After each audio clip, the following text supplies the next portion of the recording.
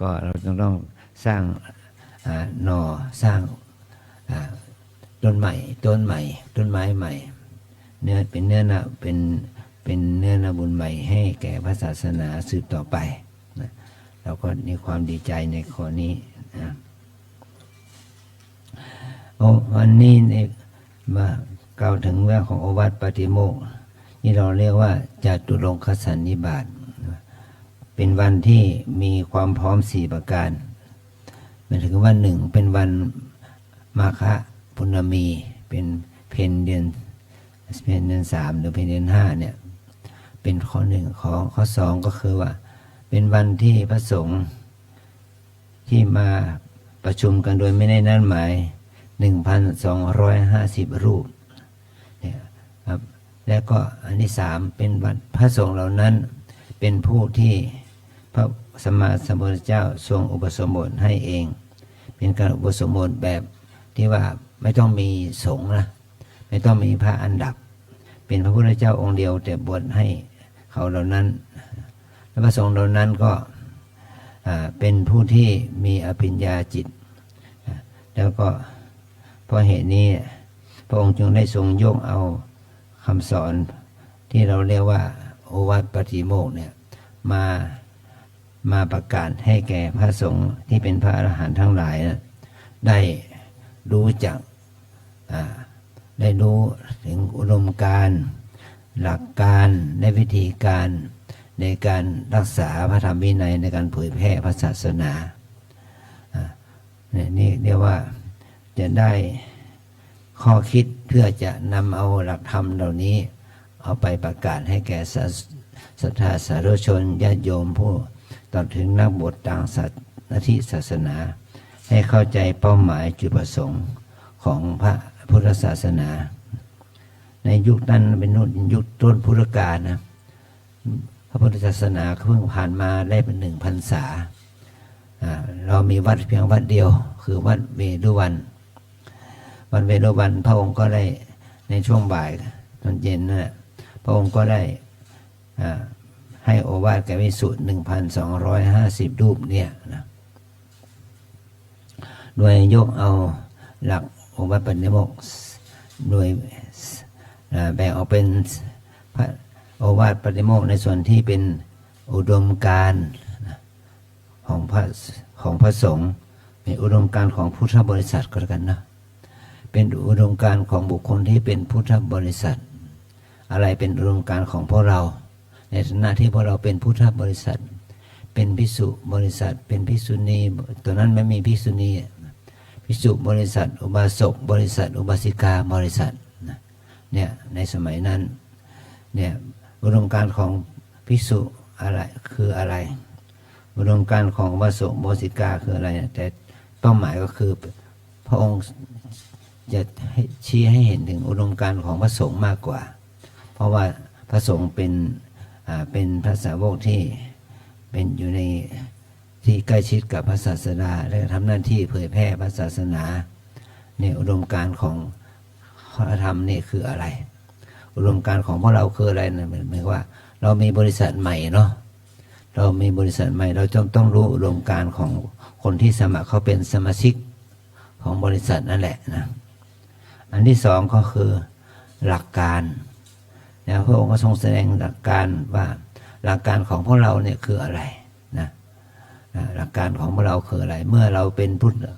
ธบริษัทเนี่ยเป็นภิกษุณีอุบาสกอุบาสิกานะหลักการของเราคืออะไรนะและอันที่สามก็คือทรงแสดงวิธีการดำเนินชีวิตหรือวิธีการเผยแผ่วิธีการที่จะดำเนินเพื่อพระศาสนาเจริญมั่นคงแล้วก็วิถีชีวิตของเราจะดำเนินไปอย่างไรเรียกว่าวิธีการมีหลักธรรม3 คาถาครึ่งเนี่ยพระองค์ก็ทรงแสดงทั้งอุดมการณ์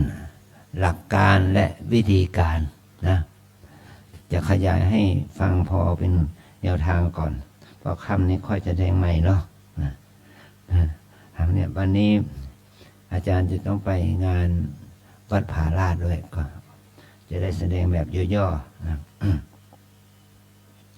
เมื่อองค์พระสัมมาสัมพุทธเจ้าได้เป็นประธานสงฆ์ในวันนั้นที่ว่าพระองค์ก็ทรงยกอุดมการณ์ของพระสงฆ์อุดมการณ์ของพระพุทธศาสนาว่าเราจะเผยแพร่พระศาสนาด้วยอุดมการณ์นั่นคือวิถีชีวิตของเราจะดำเนินไปอย่างไรเนี่ยว่าอุดมการณ์ของพระสงฆ์อุดมการณ์ของพุทธบริษัทนั้นมีหนึ่งก็คือว่าเราจะต้องดำเนินชีวิตอย่างอดทนนะมีความอดทนเรียกขันติปรมังตโปติติขาขันติคือความอดกลั้นอดกลั้นเป็นธรรมเครื่องเผากิเลสอย่างยิ่งก็เพราะอะไรก็เพราะพระองค์นั้นได้ทรงตั้งคณะใหม่นะเขาพูดว่าตั้งคณะใหม่ไม่ใช่เป็นครูทั้ง6ทั้ง7อะไรนะไม่ใช่เป็นพราหมณ์แต่ตั้งสมณะคณะสมณะเป็นคณะใหม่เรียกว่าถ้าเราเป็นคณะใหม่เนี่ยเราแสดงตัวเองเป็นคนต่างหากเป็นคนพิเศษจากคนอื่นเนี่ยเราจะต้องถูกเขาทดสอบนะทดสอบแล้วก็ไล่เรียงกันสารพัดนะเรียกว่าเมื่อถ้าคนเขาทำอย่างนั้นกับเราควรจะทำตนอย่างไรก็ขอให้เรานั้นอดทนมีขันติธรรมเมื่อบุคคลที่เข้ามาสู่พุทธบริษัทพระธรรมวินัยของพระสัมมาสัมพุทธเจ้ามาภายหลังบางคนก็ยังมีกิเลสอยู่แต่บางคนก็เป็นพระอรหันต์แล้วบางคนที่เป็นกิเลสอยู่เนี่ยเราจะต้องฝึกฝนอบรมตนเองแล้วขันฝึกฝนอบรมตัวเองด้วยขันติธรรมนั่นแหละมันจะทำให้บุคคลเหล่านั้นได้ชำระล้างกิเลสเป็นธรรมที่เผากิเลสได้อย่างดียิ่งขออาศัยความไม่ใช่อาศัยการอ้อนวอนไม่ใช่อาศัยการบูชาสิ้นสวงแต่อาศัยการกระทำกรรมคือการกระทำด้วยตัวเราเองเพื่อไม่ใช่ว่าเราจะเข้าถึงพระพรหมพระอินทร์พระเจ้าอย่างนี้ด้วยการวิงวอนร้องขอแต่เราจะต้องเข้าถึงพระธรรมเข้าถึงพระนิพพานเนี่ยด้วยความเพียรของเรานะด้วยความศรัทธาของเราด้วยความเพียรของเราด้วยขันติธรรมของเราอย่างนี้นะนี่เขาเรียกว่ามีอารมณ์การนะแปลว่าไม่ก็ว่าบวชเป็นพระไม่ใช่มาแสวงหาความสุขนะบวชเป็นพระมาเพื่อเป็นพระที่แท้จริงนั้นเราจะต้องมาแสวงหาความจริงมันจะทุกข์อย่างไรมันจะอดอยากอย่างไรมันจะหิวกระหายอย่างไรมันต้องอดทนนะแม้ว่าพระในสมัยนี้มันอุฟูหรูหราสบายนะแต่สมัยก่อนเนี่ยบิณฑบาต1 บาทเนี่ยมันหาได้โดยยากอาหารมันหาได้โดยยากนะมันต้องเพราะว่าเราเป็นคนใหม่เขายังไม่รู้นะพวกนั้นก็เป็นพวกวรรณะพราหมณ์วรรณะกษัตริย์เป็นพวกที่มีอติมานะมากเขาจะไม่ชอบพวกนักบวชโกนหัวนักบวชโกนผมเนี่ยมันก็เป็นเราจะต้องอาศัยความอดทนอดกลั้นที่ถูกเขาตำหนิติเตียนถูกเขาตำหนิว่ากล่าวเนี่ยเราจะได้เข้าถึงความสำเร็จในชีวิตนั้นได้ก็ต้องอดทนเนี่ยดวงการขั้นที่2พระพุทธองค์ได้ตรัสสอนว่านิพพานังปรมังวทันติพุทธาว่าผู้รู้ทั้งหลายกล่าวว่านิพพานนี่เป็นบรมธรรมเนี่ยเป็นธรรมอันสูงสุดเป็นธรรมอันประเสริฐอย่างก็บอกว่านิพพานังปรมังสุขังนิพพานเป็นสุขอย่างยิ่งแม้แต่พระองค์จะสอนเรื่องอริยสัจสี่ทุกข์สมุทัยนิโรธมรรคพระพุทธเจ้าสอนเรื่องทุกข์กับความดับทุกข์แต่พระองค์สอนเรื่องความดับทุกข์นั้นดับทุกข์นั้นมันมีอย่างไรมันมีประโยชน์อะไรมันเป็นบรมสุขความดับทุกข์ก็คือความเข้าถึงความเป็นบรมสุขนะนิพพานังปรมังสุขังความสุขอย่างยิ่งก็คือความดับกิเลสถึงพระนิพพานเมื่อเราดับกิเลสแล้วเราดับทุกข์เกิดแก่เจ็บตายได้ทุกข์เกิดแก่เจ็บตายนี่เราจะดับได้ด้วยความเข้าถึงความดับกิเลสนั่นแหละนะไม่ใช่ว่าดับทุกข์เพราะไม่หิวเพราะกระหายอย่างเดียวดับทุกข์เพราะมีโรคภัยแค่เจ็บอย่างดับทุกข์เพราะความมีโรคมีภัยอย่างนี้ไม่ใช่แต่มุ่งหมายถึงดับทุกข์กิเลส ดับทุกข์เกิดแก่เจ็บตายดับทุกข์กิเลสดับทุกข์ความเกิดแก่เจ็บตายได้นั่นแหละมันเป็นการเข้าถึงความสุขอย่างยิ่งคือบรมธรรมเพราะว่าถ้าเราดับใดที่เรายังมีขันธ์ห้าอยู่แม้แต่ความเป็นพระพุทธเจ้าแม้แต่ความเป็นพระอรหันต์สาวกทั้งหลายเหล่านั้นท่านอาจจะมีทั้งคุณธรรมอันประเสริฐท่านจะมีอภิญญาจิตอันประเสริฐท่านจะมีฌานจิตอันประเสริฐแต่ท่านก็ยังทุกข์อยู่เหมือนกับพระมหากัสสปะพระมหาโมคคัลลานะป่วยไข้พระองค์ไปเทศให้บรรเทาทุกขเวทนาทางกายเนี่ยแม้แต่พระองค์เองรู้สึกป่วยไข้พระองค์ก็ยังให้พระจุนทะมาสาธยายโพชฌงค์นะเพื่อให้ความป่วยไข้ทางพระวรกายของพระองค์หายไปอันนี้เรียกว่าทุกทางกายทุกนี่แหละทุกทางกายทางกายภาพเนี่ยมันก็เป็นทุกข์ที่เราจะพ้นได้ก็เมื่อว่าเรานิพพานเขาถึงพระนิพพานเขาถึงดับเสด็จดับขันธ์ปณิพพานอย่างนี้นะเหมือนพระอรหันต์ทั้งหลายเหล่านั้นท่านนิพพานแล้วก็ไม่มีคำว่าเกิดมันก็ไม่มีทุกข์นะไม่มีเกิดก็มีทุกข์ไม่มีเกิดก็ไม่มีทุกข์ก็หมดสิ้นอาสวะหมดสิ้นภพชาติอันนี้คือว่าเป็นพระเป็นพุทธเป็นอุดมการณ์ของพุทธศาสนิกชนชาวพุทธเราพัฒนาเราเนี่ยเมื่อเราบำเพ็ญทานรักษาศีลภาวนาเราก็อธิษฐานเพื่อให้ถึงพระนิพพานเพื่อให้ถึงความดับทุกข์เพื่อให้ถึงความดับอาสวะกิเลสอย่างนี้เลยนะการทำความดีของเรานั้นจึงเป็นไปเพื่อความละความปล่อยวางความสิ้นอาสวะกิเลสเป็นที่สุดและพระองค์ก็สอนอุดมการณ์แก่พระสงฆ์ว่าเมื่อเราเป็นพระสงฆ์นี่เขาเรียกเราเป็นนักบวชเนี่ยที่เขาเรียกว่าบรรพชิตในสมณะบรรพชิตในสมณะมันก็ต่างจากพวกพราหมณ์พวกฤาษีชีไพรแต่บรรพชิตกับสมณะเนี่ยเป็นมีลักษณะอย่างไรล่ะบุคคลที่เป็นบรรพชิตนั้นต้องไม่ฆ่าบุคคลที่เป็นสมณะต้องไม่เบียดเบียนไม่ฆ่าสัตว์อื่นไม่ฆ่าบุคคลอื่นไม่เบียดเบียนสัตว์อื่นไม่เบียดเบียนบุคคลอื่นนี่เราจึงเรียกว่าเป็นสมณะที่แท้จริงเป็นบรรพชิตที่แท้จริงถ้าเราตั้งตนว่าเป็นนักบวชเป็นฤาษีชีไพรเป็นอะไรอยู่แต่เรายังเป็นนักฆ่าเอาฆ่าสัตว์ตัดชีวิตบูชายันที่เป็นตามคัมภีร์พระเวทนั้นบอกว่าเป็นหน้าที่ของพราหมณ์เป็นการฆ่าสัตว์ตัดชีวิตเพื่อบูชายันแต่พระองค์นั้นเป็นนักบวชประเภทสมณะเนาะพระองค์จะต้องให้ลูกศิษย์ลูกหาพระสงฆ์องค์เจ้าทั้งหลายจะต้องไม่ฆ่านะจะต้องไม่เบียดเบียนนะเนี่ยว่าอุดมการณ์ของความเป็นสมณะอุดมการณ์ของความเป็นบรรพชิตเราจะต้องเข้าถึงอุดมการณ์ของเราโดยการไม่ใช่นักฆ่าไม่ใช่นักเบียดเบียนแล้วก็มีชีวิตอย่างมีขันติธรรมแล้วก็มีเป้าหมายคือเข้าถึงความบรมสุขโดยที่มีพระพุทธองค์และพระอรหันตสาวกทั้งหลายเป็นตัวอย่างแม้ท่านจะเป็นราชาแม้ท่านจะเป็นเศรษฐีมีทรัพย์ท่านก็ออกจากภาวะทางทรัพย์สมบัติทางกายทางโลกมาหาทรัพย์สมบัติภายในคืออริยทรัพย์นี่ว่านี่เป็นสิ่งที่ท่านแสดงให้เราได้เห็นเป็นตัวอย่างนะแต่พวกเราทั้งหลายนั้นก็อาศัยบุญทานบุญศีลบุญภาวนาเพื่อสร้างสมบารมีสร้างสมปณิสัยให้เรานั้นได้มีปัญญามีสติมีปัญญามีความรู้ความสามารถที่แก่กล้าขึ้นเพื่อเราจะได้ขจัดซึ่ง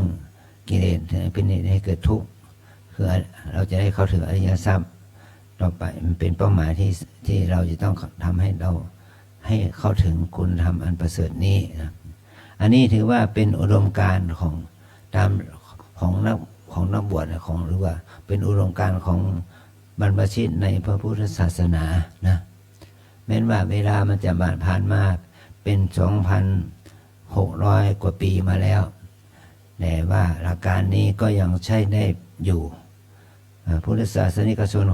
ที่มีอุดมการณ์เพื่อดับทุกข์นี่มันก็มีอยู่ในโลกนี้ปัจจุบันนี้ก็ประมาณ500 กว่าล้านคนแล้ว หมายความว่าเรายังมีความปรารถนาที่จะถึงพระนิพพาน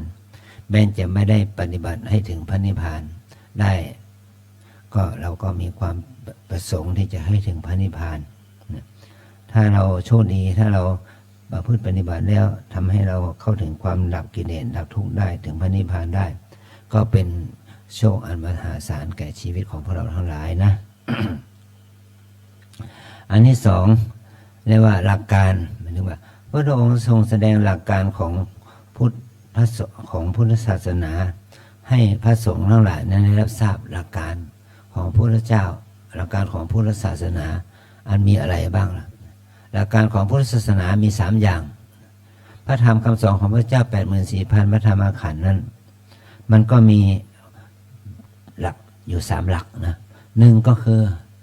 ไม่ทำความชั่วทั้งปวง2ทำแต่ความดี3ทำใจให้บริสุทธิ์สะอาดนะอันนี้แหละมันเป็นหลักการของพระพุทธศาสนาพระพุทธเจ้าสอนไป45 พรรษาพระองค์สอนด้วยพระธรรมคำสอนธรรมในที่พระองค์ทรงสอนนั้นถ้าสรุปลงแล้วก็มี3เนี่ยแบบ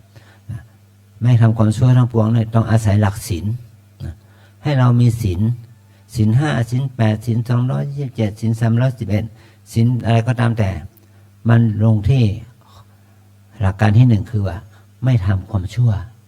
เราจะไม่ทำความชั่วด้วยที่เป็นทุจริตนะก็ด้วยหลักศีลนะหลักศีล5ศีล8ศีล10ศีล227ศีล311ศีลที่เราเรียกว่าพระวินัยเมตร 21,000 พระธรรมขันธ์ก็มุ่งหมายถึงการให้เรานะพัฒนาหลักศีล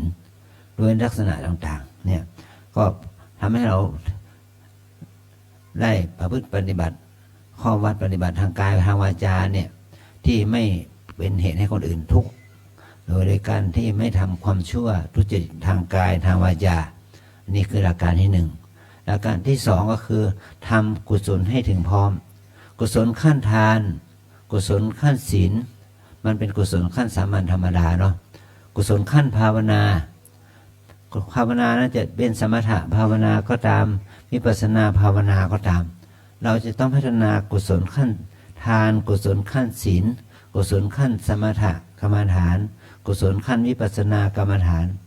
วิปัสสนากรรมฐานจะเป็นกุศลขั้นวิปัสสนาญาณหรือเป็นกุศลขั้นที่เป็นพระโสดที่จะทำให้เป็นพระโสดาบันได้ที่จะทำให้เป็นพระสกทาคามีได้ที่จะเป็นพระอนาคามีได้จนถึงเป็นกุศลที่จะทำให้เราเป็นพระอรหันต์ได้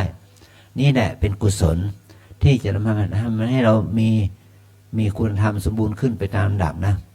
แต่กุศลขั้นทานเราก็ทำกันแล้วเนี่ยแล้วกุศลขั้นศีลเราก็สมาทานกันแล้วกุศลขั้นภาวนาคือการมันฟังเทศเนี่ยมันก็ทำนะแต่มันไม่มีพลังที่จะทำให้จิตใจเราก้าวข้ามอาสวะกิเลสได้ภายในวันเดียวนะเราต้องอาศัยสร้างกุศลสร้างปริสัย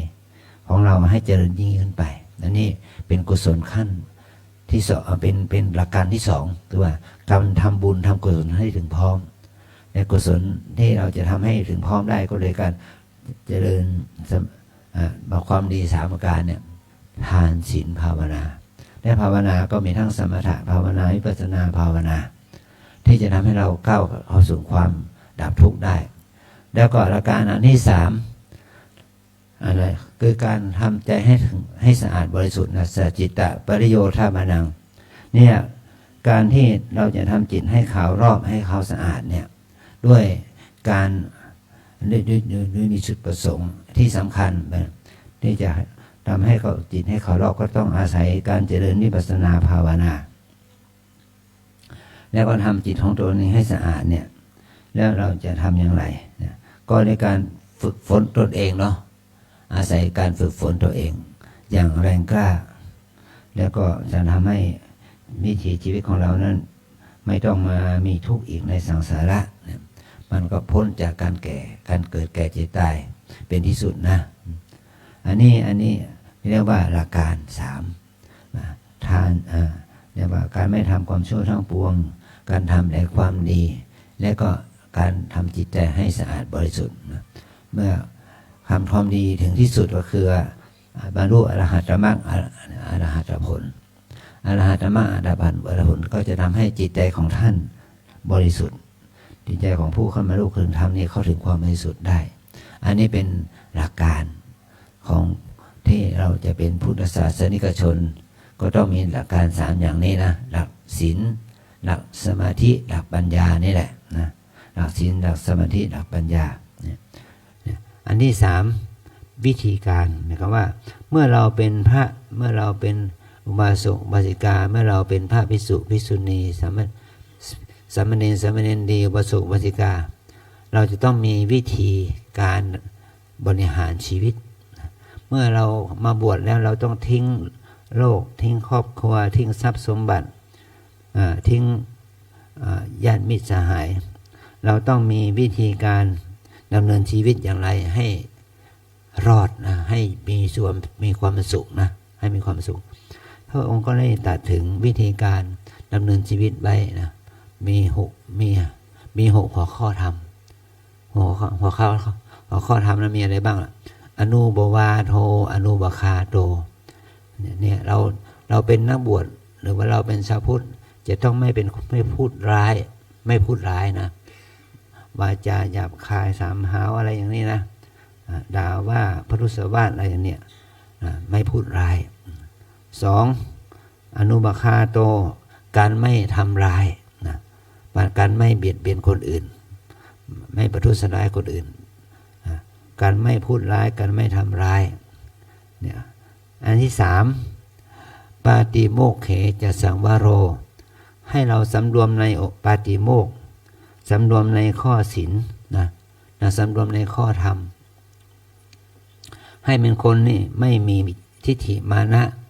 ไม่เป็นคนที่พายากสอนยากเมื่อเราไม่มีทิฏฐิมานะเราก็ไม่ว่ายากสอนยากเนี่ยก็เป็นคนที่มีธรรมาคารวะมีกายวาจาที่ดีงามดำเนินชีวิตชอบอยู่ที่ไหนอยู่กับใครเขาก็รักเขาก็เมตตาเขาก็มีความศรัทธานี่แหละเรียกว่าปาติโมกข์เขจะสังวรสังวรในปาติโมกข์คือสังวรในระเบียบข้อวัดปฏิบัติจารีตประเพณีที่ดีงามที่บัณฑิตทั้งหลายได้สรรเสริญก็แล้วนะได้ให้คำสรรเสริญเนี่ยมัตตัญญุตาจะพัตตสมิงข้อที่4ละเมื่อเรามาเป็นนักบวชเนี่ยเราก็ต้องมีความรู้จักประมาณในการบริโภครู้จักประมาณในการบริโภคหมายความว่ากินน้อยบริโภคอาหารพอกินได้พออยู่ได้นี่พระองค์ได้เปรียบเทียบว่าบริโภคอาหารนี่พอให้มันเป็นเพียงแค่น้ำมันหล่อลื่นรสไม่ใช่ว่ากินเพื่อความอิ่มหนำสำราญไม่ใช่กินเพื่อความอ้วนพีนะหมายความปฏิสังขารโยนะเราพิจารณาปฏิสังขารโยนะปฏิสังขารโยนิโสเป็นดาปาตังปฏิเสวามิเราย่อมพิจารณาโดยแยบคายแล้วจึงฉันบิณฑบาต1เนวทวายะ2นมัทธายะ3นมันธนายะ4นวิภูสนายะไม่ใช่เพื่อเล่นไม่ใช่เพื่อมัวเมาไม่ใช่เพื่อประดับไม่ใช่เพื่อตกแต่งเนี่ยอันนี้การบริโภคเนี่ยเพียงแค่ให้ร่างกายตั้งอยู่ได้บริโภคเพื่อระงับความหิวบริโภคเพื่อประพฤติพรหมจรรย์บริโภคเพื่อมีความผาสุกสมณีดำเนินชีวิตให้รอดไปเป็นวันๆพอไม่ใช่บริโภคเพื่อสะสมอะไรอย่างนี้นะอันนี้ขอเรียกว่ามัตตัญญุตาจะปัตตสมิงก็เราจะ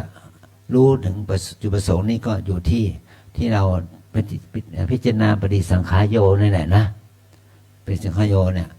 เราให้เรารู้ว่าการบริโภคนั้นไม่ได้บริโภคเพื่ออื่นใดเนี่ยอันนี้พระองค์ก็ทรงชี้ให้เห็นว่าชีวิตของเราในหน้าเป็นนักบวชเนี่ยเป็นพระเป็นเนี่ยแล้วก็บริโภคเพื่อให้ร่างกายตั้งอยู่ได้หมายถึงว่าเรามันดำเนินชีวิตเมื่อในฐานะเป็นนักบวชเป็นนักปฏิบัติเนี่ย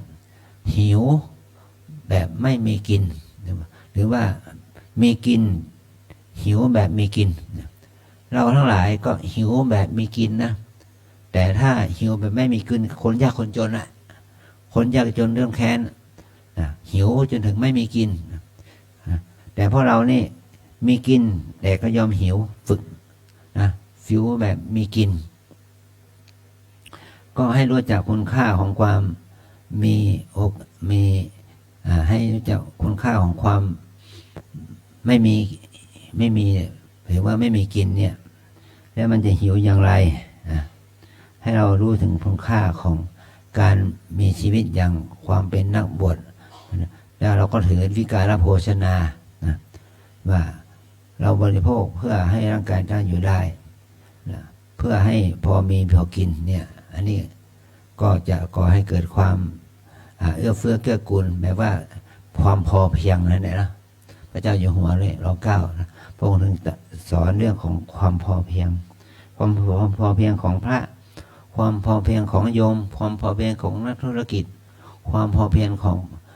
ประชากรโลกแล้วก็เราต้องทำให้มันพอเพียงพอกินพอใช้พอค้าพอขายพอที่จะดำเนินชีวิตอยู่ได้แล้วแต่เหตุแล้วแต่ปัจจัยนะอันที่จิตเตจาโยโคอันต่อไปก็คือปัญจันจะสยนาสนังเมื่อเราเป็นนักบวชเมื่อเราเป็นพุทธศาสนิกชนผู้ปฏิบัติตนเพื่อให้ตนพ้นทุกข์เนี่ยจะต้องมีวิถีชีวิตแบบว่าปัญจันจะสยนาสนังหมายถึงว่านั่งนอนในที่อันสงัดก็เหมือนกับหมายความว่าที่พักที่อาศัยของเราเนี่ยไม่ใช่ที่หลับอย่างเดียวแต่เป็นที่ปฏิบัติด้วยกุฏิวิหารที่เราสร้างมานี่ไม่ใช่เพื่อสร้างเป็นสถานที่ทำพิธีกรรมอย่างเดียวแต่เป็นสถานที่ทำคุณงามความดีด้วยจะโบสถ์วิหารศาลา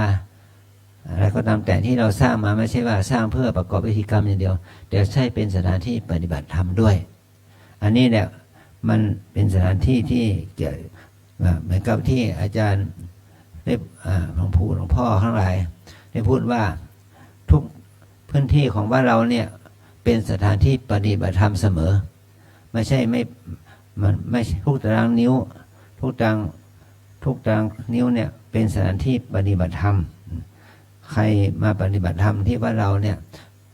มาบอกว่าไม่มีที่พักไม่ได้ไม่มีที่พักไม่ได้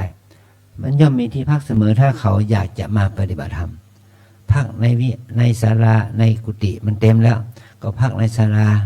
พักในศาลาที่มันเต็มแล้วต้องพักในวิหารเนาะพักในวิหารที่มันเต็มแล้วพักในอุโบสถก็ได้อุโบสถวิหารศาลากุฏิเต็มแล้วก็กางเต็นท์พักใต้ต้นไม้ก็ได้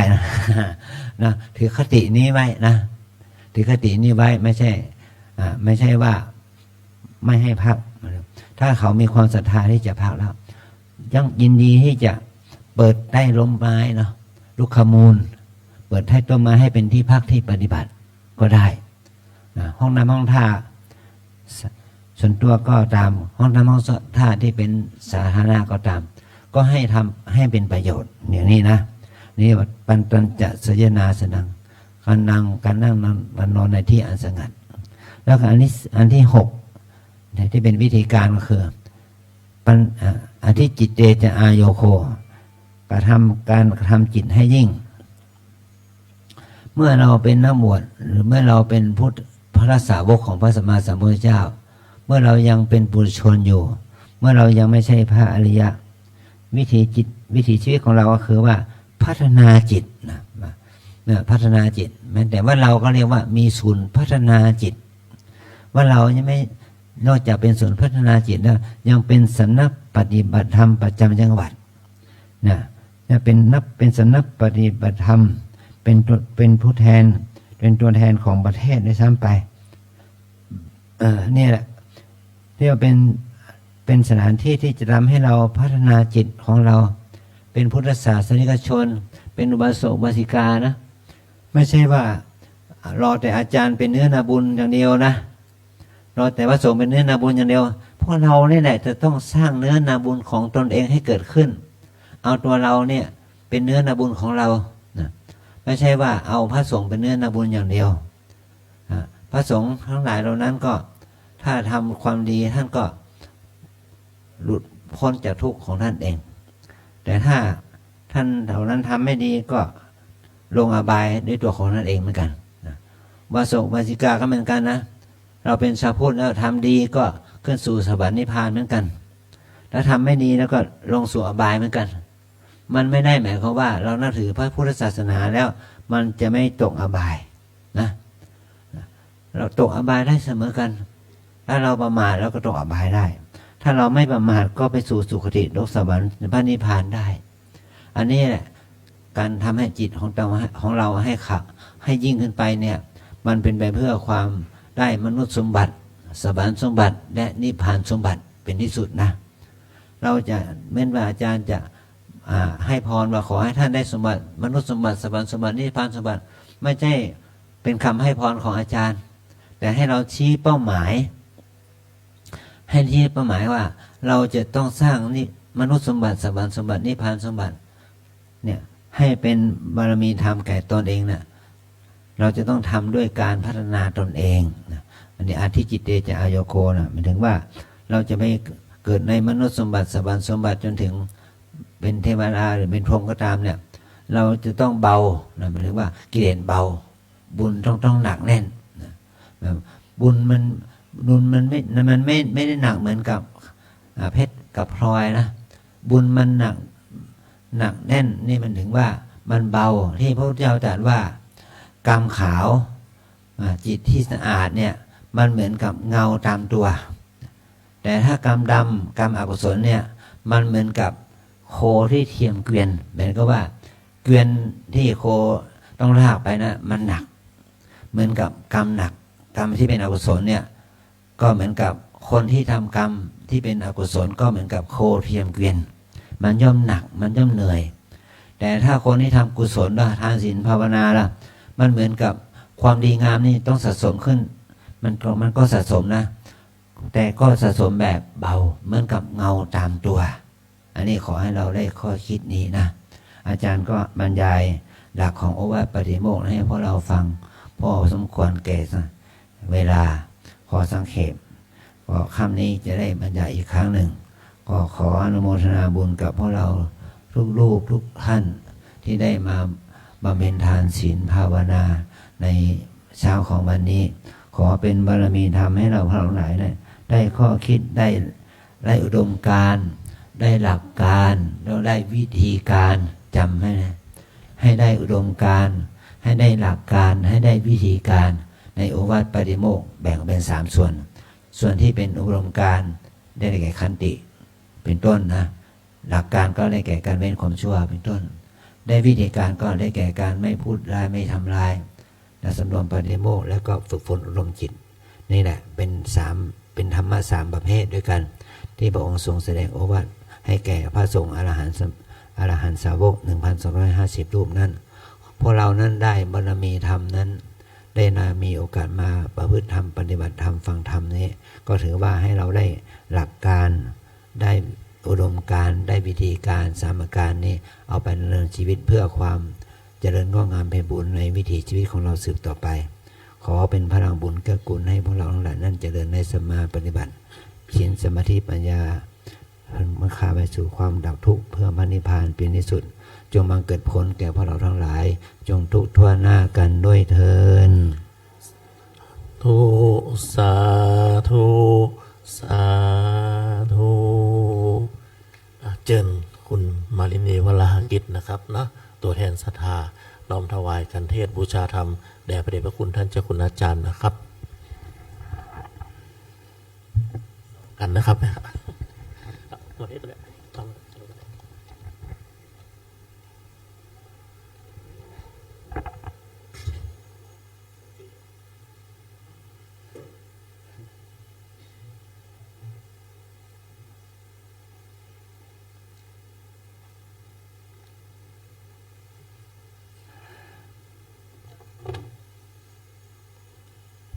อาจารย์จะให้พรก่อนนะเพราะจะไปงานบุญข้างหน้ายะถาวาริวหาปุราปาริปุเรนติสาคลังเอวเมวะอิโตทินังเปตานังอุปกัปปติอิสิตังปฏิตังตุมหังคิปะเมวะสมิจจตุสเพปุเรนตุสังกปาจันโทปนะละโสยะถามณิโชติระโสยถาสปีติโยวิวัชชันตุสัพพะโรโควินัสสตุมาเต ภววันตรายโยสุขีติคายุโกภวะอภิวาทนาสีลิสานิจังวุฒาปจายโนจตารโอธรรมาวัฏันติ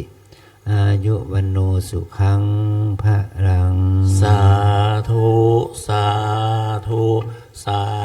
ธุเชิญสาธุชนทุกท่านครับเจ้าคุณจันทร์นะครับรถจอดเตรียมรอละ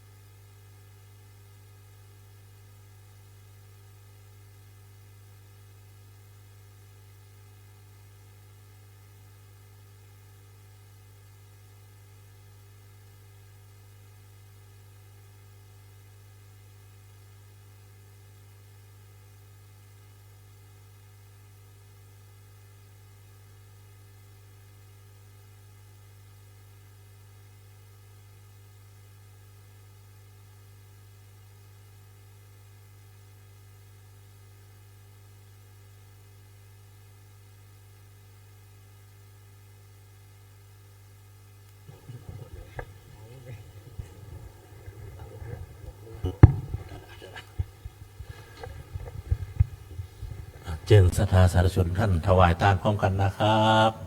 อันธรรมยังพุทธัสสะภะคะวะโตปุพพภาคณมกาลังกะโรมะเสนะโมตัสสะภะคะวะโตอะระหะโตสัมมาสัมพุทธัสสะนะโมตัสสะภะคะวะโตอะระหะโตสัมมาสัมพุทธัสสะนะโมตัสสะภะคะวะโตอะระหะโตสัมมาสัมพุทธัสสะอิมานิมายังพันเตภัตตานิสัปปะริวารานิภิกขุสังคัสสะโอ